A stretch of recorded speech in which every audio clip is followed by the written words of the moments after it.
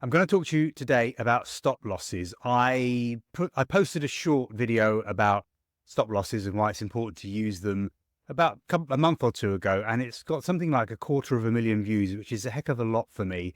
It really stirred up a lot of interest, a lot of commentary, and I think there's a lot of misconceptions in the market, especially from new traders about how stop losses work. There's a lot of speculation, especially amongst new traders who maybe are getting stopped out more because they haven't refined their strategy. They believe that there are these algos or banks or hedge funds out there who spend all day stop hunting and trying to force retail traders out of their £100 or $500 positions. It's a myth.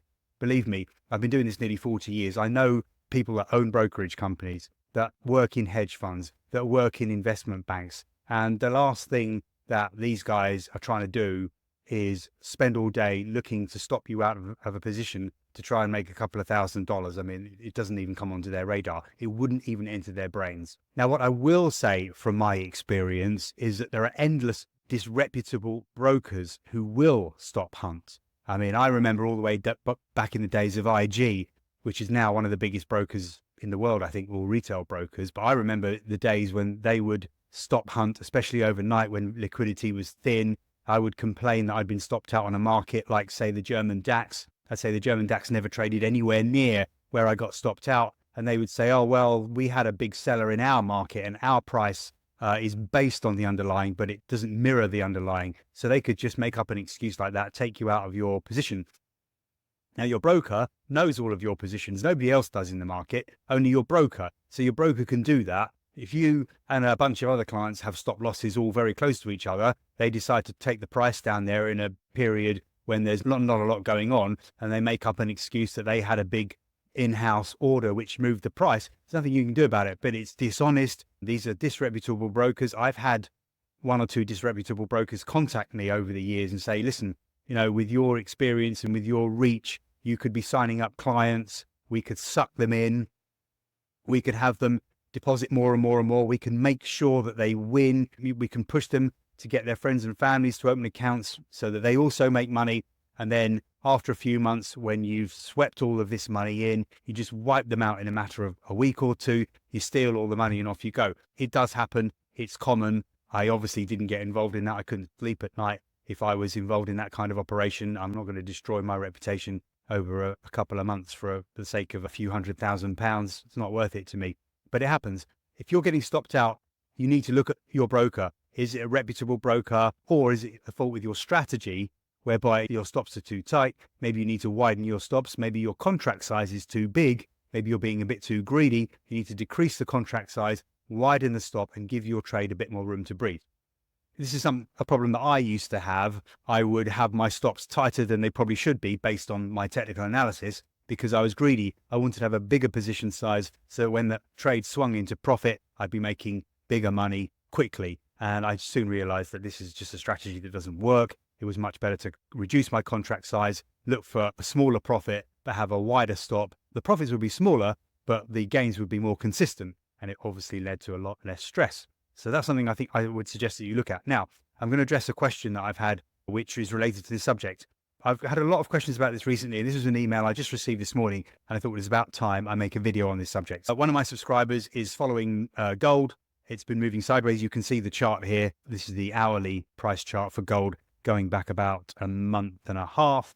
I have just been trapped in the sideways channel. It's not fun. I don't enjoy these kind of moves. They're more unpredictable. You have to wait for them to develop before you can actually put trend lines on there. The moving averages don't work. You can see that the moving averages here are just moving sideways. They're just crisscrossing over each other and converging. They're of no use whatsoever. Even the Fibonacci lines, they don't work particularly well in this kind of market. The only thing that does work kind of well is the slow stochastic, which I've got at the bottom of the hourly chart. That just gives some guidance as to when we're near the top of the range or the bottom of the range.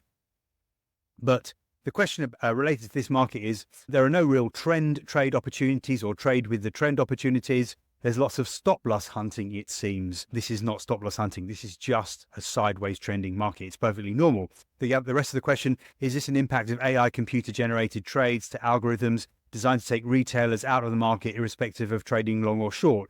It's just a sideways consolidation, and it's perfectly normal. So let's have a look at the way markets work, and you might understand a bit better and understand that it's not investment banks I mean, they don't have morning meetings and go, right, which retail traders should we target today? Should we trade oil or gold and see if we can stop out a load of retail traders and make them all lose $1,000 each? It's just ridiculous. It doesn't happen. They've got way better things to do. Okay, so this is a monthly price chart of gold going back to the 1970s. And look, this is a huge period of consolidation. Of course, on a daily chart, this is going to look more like significant up and downward moves. But even on a monthly chart, we were trapped in this sideways consolidation throughout the 80s, the 90s, and right up to 2000, when gold traded down to $266. I always remember it because it was when the British Chancellor, Gordon Brown, sold all of Britain's gold reserves. Look, literally the lowest point of that whole move, Gordon Brown sold all of the UK's gold reserves. Complete idiot. And I think he's just received an honour, which is quite unbelievable. The worst Chancellor ever, and he's just received an award. Anyway, I digress. So it's perfectly normal. Okay, then you get a nice bull run, and that's the kind of conditions that I love because it's just easy. You jump on a trend, and even if you get in too early, the market pulls back. Not a problem, because if you're in a bull trend, eventually the market will catch up. It will put you in profit. But even then, you get these periods of consolidation. Now, this is a monthly chart, and look here, for about 2 years, we traded sideways. Then you get these corrections. Obviously, that was the global financial crisis. It doesn't look that big a deal here, does it? And then gold took off again. Here, again, another period of sideways consolidation. Let me explain why this happens. The purpose of a market is to bring buyers and sellers together. So if you go to the market on a Saturday morning, your local market, where you might buy your tomatoes and your bananas or whatever, your fruit and veg, it's a marketplace where buyers and sellers come together to transact business. You go there because you know what you can buy. You know there will be sellers there for the products that you want. And when everyone's finished at the end of the day, they've sold out of all their vegetables, they pack up and go home. The financial market is exactly the same. It's a place where buyers and sellers come together, but they do it digitally on screen. Now, you can trade gold and all the other commodities and Forex and stock markets and everything else. Now, in this case for gold, when there is excess demand, just as there can be in any market, it will cause the price to go up. There is insufficient supply. Buyers are forced to pay higher and higher prices in order to get what they want. So if they want to buy gold, they're going to have to pay higher and higher prices in order to find sellers, to get the volume that they want. And eventually they will, let me go to a daily chart. Eventually, the buyers will run into an area where it will meet sellers, and then business can take place. Business can be transacted. There will be more volume going through the markets, and you'll get this kind of scenario where prices don't move much. They chop up, they chop down as the dynamics happen with the buyers and sellers matching business at different times of the day. Obviously, all the sellers are not lined up waiting for the buyers to walk through the front door. It doesn't work like that. The sellers will appear at different times of the day. The buyers will appear at different times of the day. But you get this general sideways consolidation. And it is erratic. It is random. It is difficult. As I say, there's no trend to follow. The moving averages are no help whatsoever. You can literally have a situation where the market goes up one day, down the next day, back up the next day. There's no logic to it. There's no news driving it to make any sense of it. Don't try and make sense of something that you can't make sense of. It's just the way the market works.